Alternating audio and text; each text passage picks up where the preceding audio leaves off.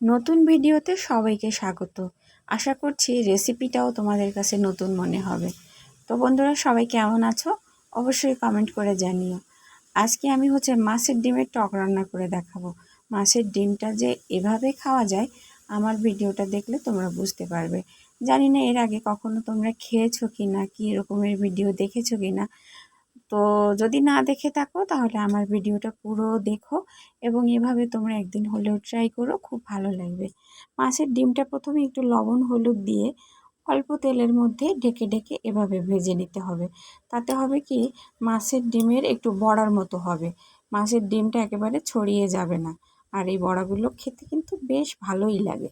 মশলা ছাড়াও অল্প তেলে রান্না, খেতেও কিন্তু দুর্দান্ত। মশলা বাটাবাটির কোনো ঝামেলা নেই, আবার পারফেক্ট একটা রেসিপি। তো একবার হলেও তোমরা কিন্তু ট্রাই করে দেখো।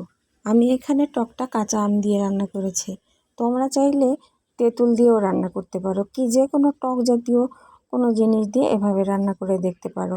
মাছের ডিমগুলো আমার ভাজা শেষ, এবার নামিয়ে নেব। ওই যে তেল আছে, ওই তেলের মধ্যে আরও কিছুটা পরিমাণে তেল দিয়ে দিতে হবে। তেলটা যখন গরম হয়ে যাবে তার মধ্যে দিতে হবে সরিষা ফোড়ন।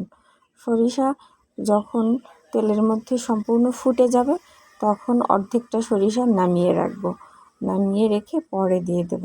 তাতে দেখতেও ভালো লাগবে আর সরিষার একটা আলাদা ফ্লেভার আসবে, আরও বেশি ভালো হয় খেতে। এখানে আবার আমটা আমি গোল গোল করে কেটেছি। এভাবেই যে কাটতে হবে এমন কোনো কথা নেই, তোমার চয়েস।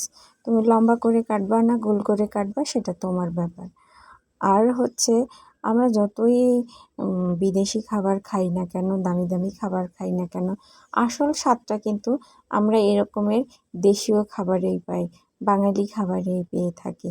তো এবার আমার আমগুলো ভাজতে দিয়েছি লবণ হলুদ দিয়ে। খুব বেশি পরিমাণে দেওয়া যাবে না, মিডিয়াম পরিমাণ মতো দিতে হবে। তুমি যতটুকু রান্না করেছো ঠিক ততটা পরিমাণে লবণ হলুদ দিতে হবে।